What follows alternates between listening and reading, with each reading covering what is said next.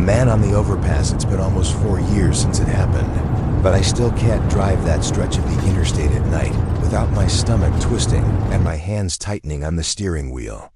Even in the daytime, I catch myself glancing up at that overpass, half expecting to see him. It was a Thursday night in late October. I remember that because the air had that sharp bite to it, the kind that creeps in under your jacket and makes you feel alert awake. I was leaving my girlfriend Emily's apartment a little later than usual, around 1:45 in the morning, after we'd fallen asleep watching some old horror movie. Her place was about 40 minutes away from mine, and the fastest route home took me along Interstate 71, a long, winding road that cut through an almost unbroken stretch of woods. That part of the interstate always made me a little uneasy at night. There aren't any streetlights for miles, just the dim white of your headlights and whatever the moon decides to give you. On both sides, there's nothing but thick forest. No houses, no towns. Just trees that seem to lean in toward the road, like they're listening. I wasn't tired. The cold air and the caffeine from the coffee I had earlier were keeping me wired. I had the radio low, more for background noise than anything else. The road was almost completely empty, which was normal for that time of night. Just me, the hum of my tires, and the dark. About 15 minutes into the drive, I saw it, the overpass. I'd passed under it 100 times before without thinking twice. It's just a small bridge that connects two dirt service roads. Usually, it's empty. But that night, as my headlights swung up toward it, I saw a figure standing dead center, leaning forward against the railing. My first thought, honestly, was that I was about to witness someone about to jump. My chest tightened instantly. I eased off the gas and squinted up at the shape, expecting to see someone's hands gripping the railing. A pale face, maybe tears in their eyes. The figure didn't move. They were perfectly still, just leaning forward slightly like they were looking down at the road. Or at me. I slowed even more, instinctively scanning the shoulder to see if I could pull over somewhere. That's when the headlights fully illuminated them, and my stomach dropped in a way I can't really explain. It wasn't the posture. It wasn't the clothes, though now that I think about it, I couldn't tell you what they were wearing. It was the face, or the absence of one. From that distance, in the bright wash of my headlights, I could see pale skin stretched smooth across where features should have been. No eyes, no mouth. Just a flat, almost plastic-looking expanse, as if someone had erased everything that made them human. I froze. My foot hovered over the brake, and for a split second, I thought about stopping altogether. But something deep in me, some animal instinct, screamed to keep going. As I passed under the bridge, my neck craned upward despite myself, and I swear I saw the faceless head tilt slightly, like it was following my movement. Then came the footsteps. Heavy, fast, the sound of shoes slapping against the concrete above me as the figure sprinted across the bridge. I gripped the wheel tighter, my heartbeat hammering in my ears.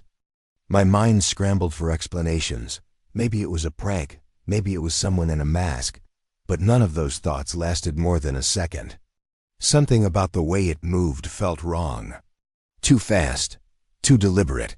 I glanced at my rearview mirror and nearly lost control of the car. He was standing in the middle of the lane, perfectly upright, perfectly still. I was going 70 miles per hour. There's no way, no possible way, he could have gotten down from that bridge and into the road behind me in less than 3 seconds. But there he was. That smooth, pale face turned toward me. I slammed my foot on the gas, pushing the car to 80, then 90. My eyes kept flicking to the mirror, waiting to see him running toward me. But after a few seconds, the road was empty again. I didn't slow down until I was pulling into my driveway. Even then, I sat in my parked car for a solid 5 minutes, hands still shaking, headlights flooding the garage door. That should have been the end of it. I told myself it was a trick of the light, exhaustion, whatever I needed to hear so I could sleep that night. But I couldn't shake the feeling that he had been looking for me, specifically watching me. 2 weeks later, I had to take that same route again, and that night is when I realized it wasn't a one-time thing. 2 weeks later, I had to make the same late-night drive again. I told myself I was being ridiculous. I told myself there was no way I was going to see that thing again. But I still left my girlfriend's place later than I should have. It was just after 2 a.m. when I got on the interstate. From the moment I merged, I felt on edge. Not just a little uneasy. I mean full-on hyper-aware, like every part of me was braced for something. My eyes kept darting to the horizon, scanning every bridge, every exit sign, every shadow between the trees.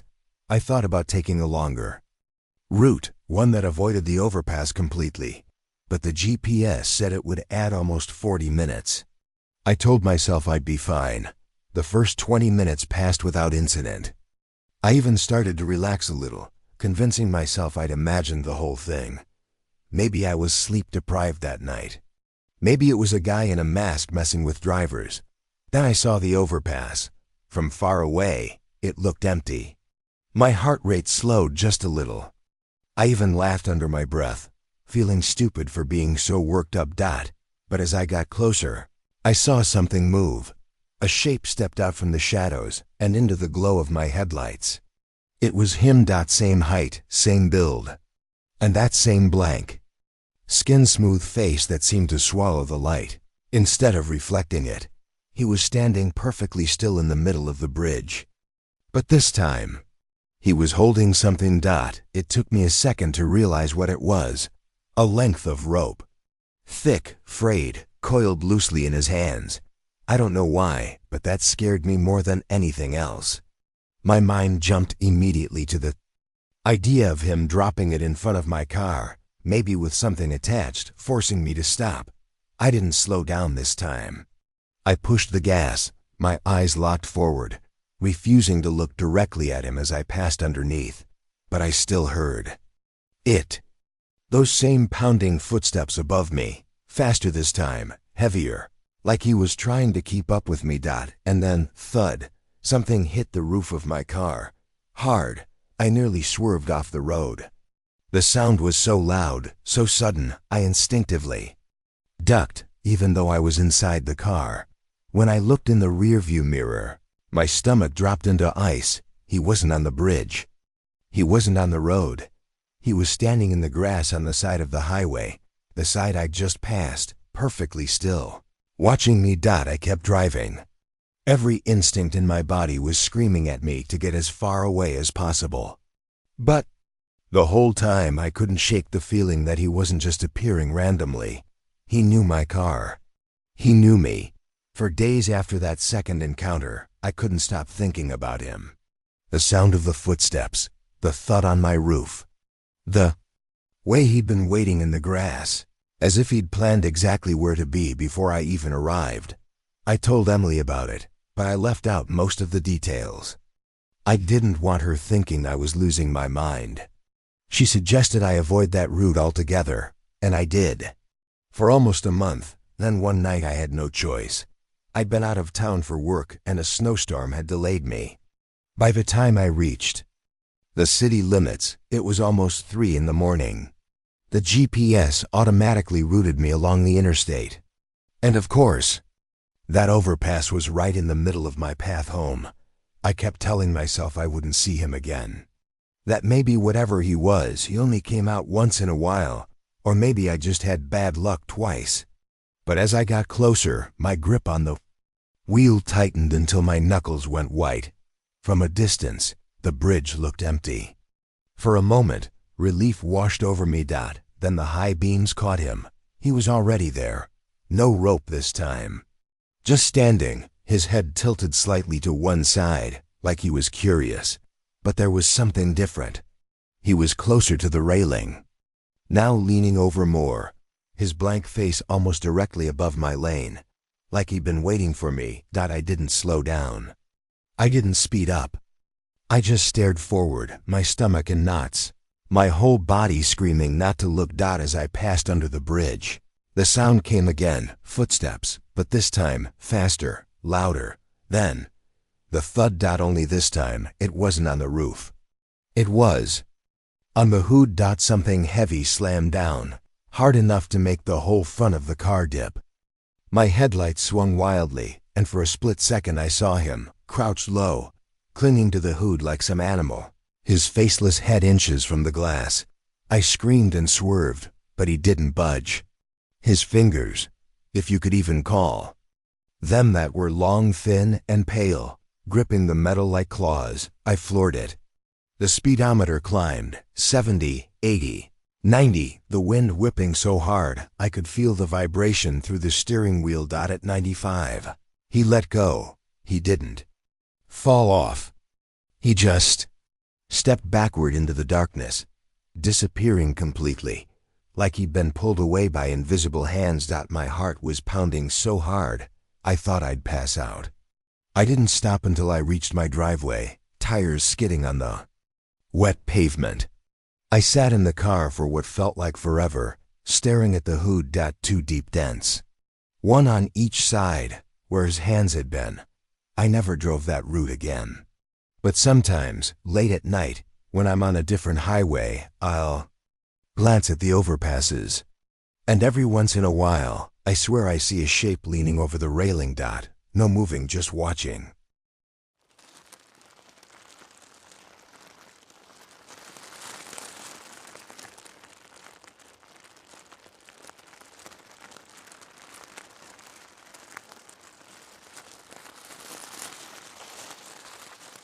The van that followed me. I've driven home late at night plenty of times in my life, but this one still sticks with me because it wasn't just unsettling, it felt deliberate.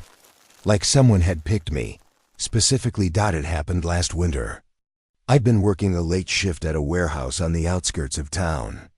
My schedule that week was brutal: clock in at 3 p.m., clock out at midnight. The job was exhausting enough without the hour-long drive home afterward. That night was bitter cold. I remember stepping out into the parking lot and seeing my breath fog in the air.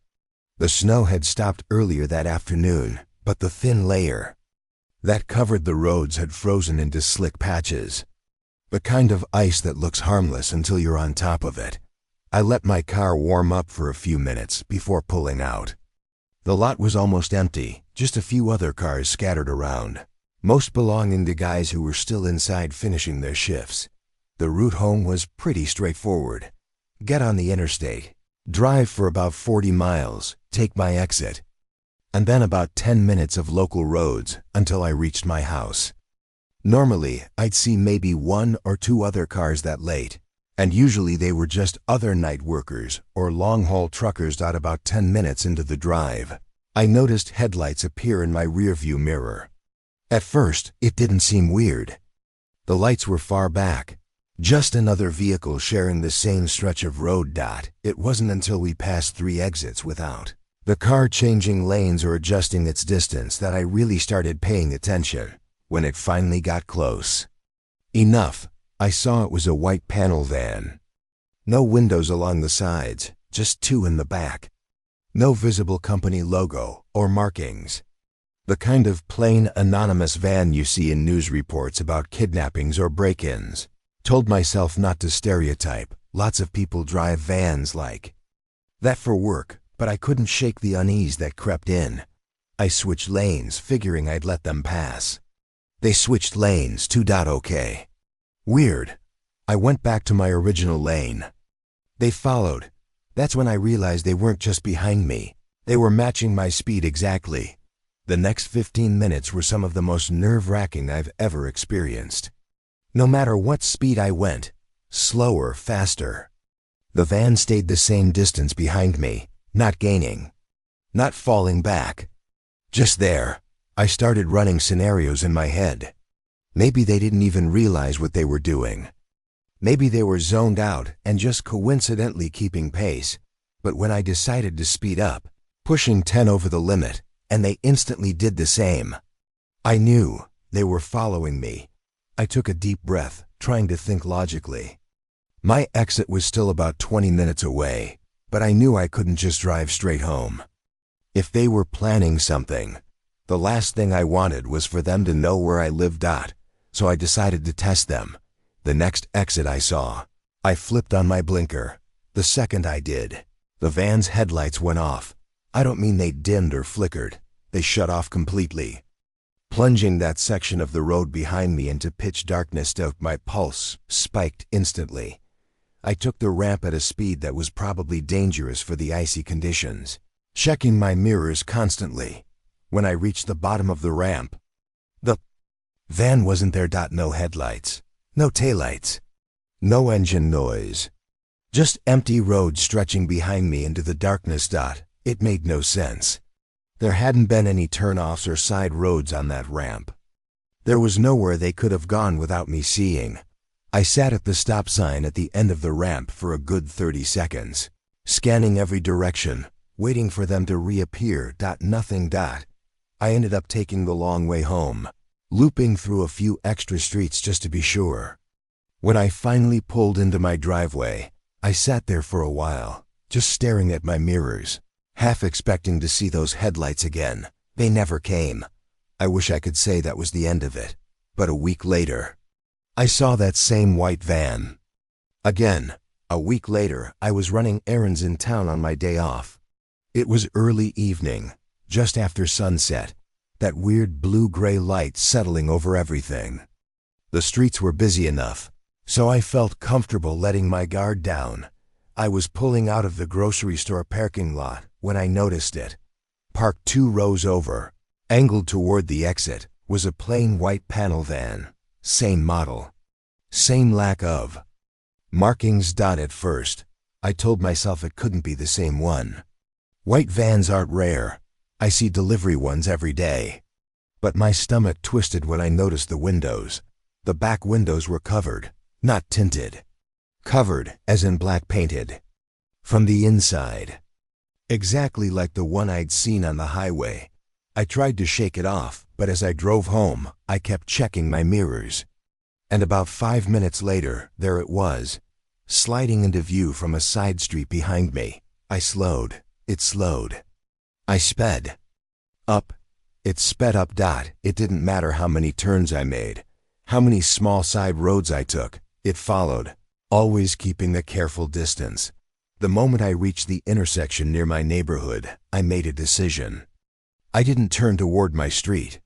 Instead, I kept going straight, leading it toward the more open roads outside of town. I figured if they were going to follow me, I'd force them to do it where it would be obvious. But the further we got from town, the more I realized I'd made a mistake. Streetlights disappeared. The road narrowed. The trees pressed in closer, swallowing the moonlight. There was no traffic anymore, just me. And the van. After about 10 minutes of this, my nerves were shot. I decided to pull something risky. At the next intersection, I made a sudden right turn without signaling. For a moment, the road behind me was empty.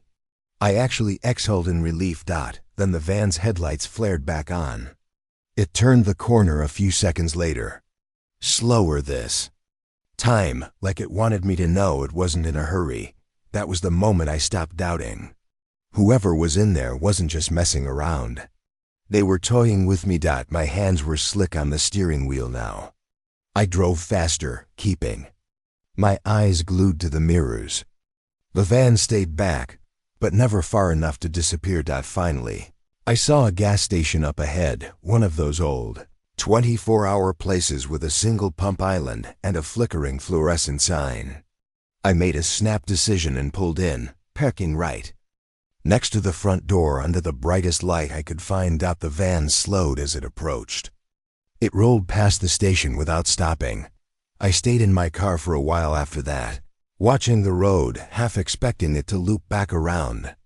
But it didn't. When I finally got home, it was after midnight. My street was quiet, and for the first time since I'd pulled into the gas station, I let myself breathe. But I knew, deep down, it wasn't over. Because that van, it hadn't just followed me once. It had found me again. That meant whoever was in it knew my roots, about 2 Weeks passed without seeing the van again. I started to convince myself it had been some bizarre coincidence, or maybe even two different vans, and I was just paranoid. That's how I let my guard down. It was another late shift, bitter cold again, and I just wanted to get home. The interstate was dead quiet, no headlights ahead, no taillights behind. My radio was low, the heater humming softly. About 15 minutes into the drive, I saw headlights appear in my mirror. They were far back at first, but I watched them grow steadily brighter. No other cars joined from the on-ramps. Just those 2 points of light getting closer and closer, until they settled a comfortable distance behind me. It was a white panel van. My stomach dropped so hard, I felt lightheaded. The same model, same plain sides, no markings, no license plate on the front. I didn't speed up this time. I didn't want to provoke it. But no matter how steady I kept my pace, the van matched it perfectly. The highway ahead curved gently, and that's when I realized something that made my skin crawl. In the slight glow of my rear view, I could see there was no one in the driver's seat. That was impossible, I told myself. Maybe the windshield glare was just hiding the driver's silhouette. But the longer I stared, the more sure I became. The seat was empty. I decided to exit early, hoping to lose it like before. My blinker clicked once, and the van's headlights shut off instantly. Every nerve in my body screamed. I took the ramp at over 60, tires squealing against the ice. When I hit the bottom, I glanced behind me. Nothing. The road ahead was empty except for a stretch of woods. I slowed to catch my breath, my heart pounding in my ears. That's when the lights came back on, not behind me, but in front of me. The van was parked across the 2-lane road, blocking it entirely.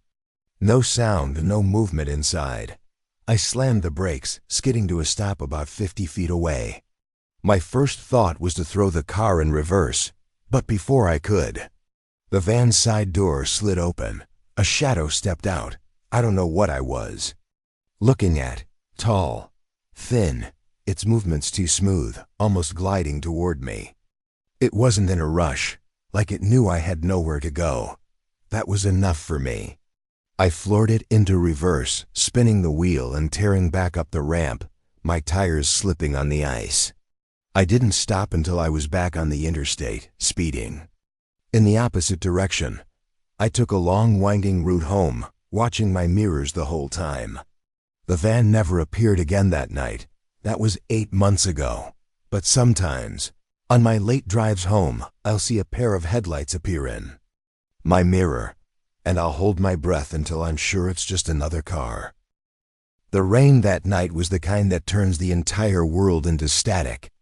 My wipers were going full speed, but it still felt like I was looking through frosted glass. The clock on my dashboard read 1:42 a.m., and the stretch of highway I was on didn't have a single working streetlight. It was just my headlights cutting a narrow, shaky path through blackness, the white dashed lines on the road flashing by like a heartbeat. I couldn't calm down. I'd been driving for hours. I was heading home from visiting my parents, who lived 2 states over. The visit had been fine, but I'd left later than I'd planned, which meant I was paying the price now, alone on a rural highway at a time when no one in their right mind should be out. The road was almost hypnotic. The rain, the drone of the tires on wet pavement, the faint hum of the engine, it all started to feel dreamlike. I kept having to blink hard to make sure I was still sharp. I passed 1 or 2 big rigs, but for the most part, there was no traffic, no one behind me, no one ahead. That's why she stood out immediately. Up ahead, maybe 50 yards, my headlights caught a figure on the shoulder of the road. At first, I thought my eyes were playing tricks on me. The rain distorted everything, making shapes warp and stretch. But as I got closer, the shape became clearer. It was a woman. She was just standing there. She was soaked through, hair plastered to her face, her clothes dark with rainwater. She was waving her arms, not frantically, but in a deliberate, repetitive motion, As if trying to flag someone down, I slowed down instinctively, my mind torn between caution and decency. I couldn't just leave someone stranded out here in this weather. But at the same time, there was something about her posture, the way she didn't step into the beam of my headlights fully, that made my stomach knot. I decided to be careful. I pulled over about 20 feet ahead of her, my hazard lights flashing red into the rain. I rolled my window down just a crack, enough to hear her, not enough for anyone to reach inside. "Hey, you okay?" I called out. My voice felt small. In the roar of the storm, she didn't walk toward me. She didn't even look at me, she just kept pointing. One arm rigid, finger hat van again.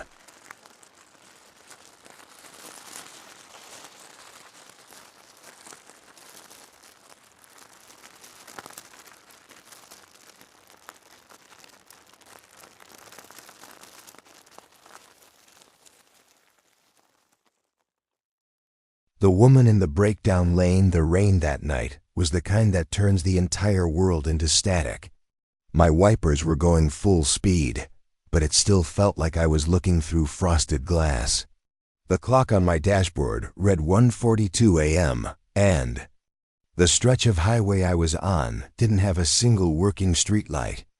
It was just my headlights cutting a narrow, shaky path through blackness. The white dashed lines on the road flashing by like a heartbeat. I couldn't calm down. I'd been driving for hours. I was heading home from visiting my parents who lived 2 states over. The visit had been fine, but I'd left later than I'd planned, which meant I was paying the price now, alone on a rural highway at a time when no one in their right mind should be out. The road was almost hypnotic. The rain, the drone of the tires on wet pavement, the faint hum of the engine, it all started to feel dreamlike. I kept having to blink hard to make sure I was still sharp. I passed 1 or 2 big rigs, but for the most part, there was no traffic, no one behind me, no one ahead. That's why she stood out immediately. Up ahead, maybe 50 yards, my headlights caught a figure on the shoulder of the road. At first, I thought my eyes were playing tricks on me. The rain distorted everything, making shapes warp and stretch. But as I got closer, the shape became clearer. It was a woman.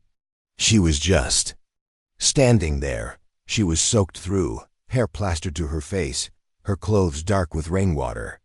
She was waving her arms, not frantically, but in a deliberate, repetitive motion, as if trying to flag someone down. I slowed down instinctively, my mind torn between caution and decency. I couldn't just leave someone stranded out here in this weather, but at the same time, there was something about her posture, the way she didn't step into the beam of my headlights fully, that made my stomach knot. I decided to be careful. I pulled over about 20 feet ahead of her, my hazard lights flashing red into the rain. I rolled my window down just a crack, enough to hear her. Not enough for anyone to reach inside. "Hey, you okay?" I called out. My voice felt small in the roar of the storm. She didn't walk toward me. She didn't even look at me. She just kept pointing. One arm, rigid, finger aimed toward the black wall of woods beyond the guardrail. Frowned. "Do you need me to call someone? Are you hurt?" No answer. Just that same, slow pointing into the trees. Like she was trying to get me to see something. I don't know why, but my skin started crawling. The rain didn't feel cold anymore. It felt electric. My brain was telling me to just drive, to put my foot down and not look back. But then I thought, what if someone's hurt in there? What if she can't speak? I leaned a little closer to the crack in the window. "What's out there?" I shouted over the rain. That's when I saw movement. At first, I thought it was just the branches swaying in the wind. But it wasn't the right kind of movement. It was too controlled, too deliberate. Someone was crouched low in the shadows between the trees. I could barely make out the outline, a hunched figure, perfectly still except for the way its head tilted, like it was studying us. And I swear, even in the downpour, I could see the faint gleam of eyes reflecting my headlights. My pulse spiked. Every nerve in my body screamed at me that I'd made a mistake. I didn't think. I slammed the window shut, threw the car into drive, and floored it. The tires spat water as I surged forward, my hazard lights still blinking for a moment before I shut them off. The rain swallowed the woman in seconds. I didn't look back until I was sure I'd put at least half a mile between us. When I finally risked a glance in the mirror, the shoulder was empty. No woman. No figure in the trees. Just blackness and rain. But for the rest of the drive, I couldn't shake the feeling that whatever was in those woods wasn't done watching me. I kept driving, but my hands were trembling on the steering wheel. The defendi. Rain was still pounding down, the night as dark as ever, but my mind was racing faster than the car. Was I just imagining things? Was that woman even real? I kept replaying the moment in my head, the way she didn't speak, didn't move toward me, just pointed deep into the woods. And that second figure, crouched in the shadows, watching us like a predator. I tried to shake it off as exhaustion and bad weather messing with my senses. But something didn't sit right. I passed a small town about 15 miles down the road and stopped at a gas station to get a coffee and calm down. The bright fluorescent lights inside felt strange after the dark highway, like a refuge. I asked clerk if anyone had reported a woman stranded on the highway earlier or anything strange out by the woods.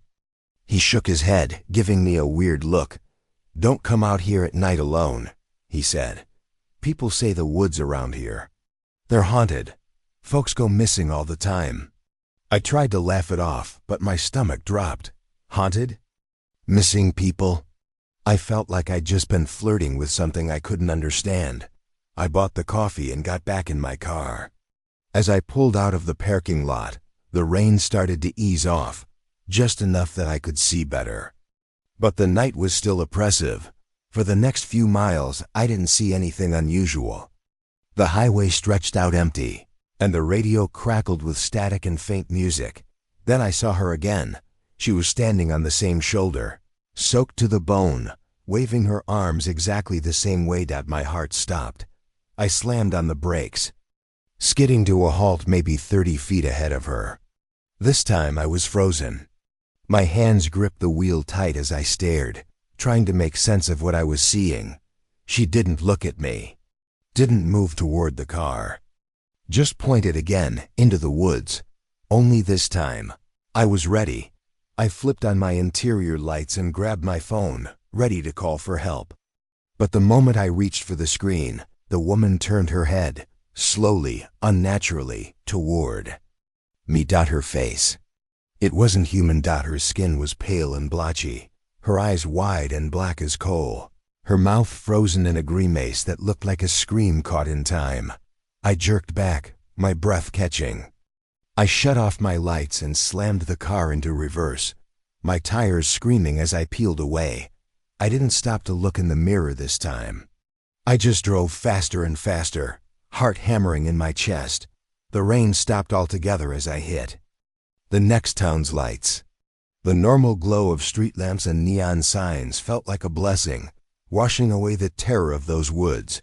But even now, when I'm in bed and the rain taps on my window, I swear I see her standing there, waiting on that empty highway. Waiting to point me back toward the darkness. I couldn't stop thinking about that night.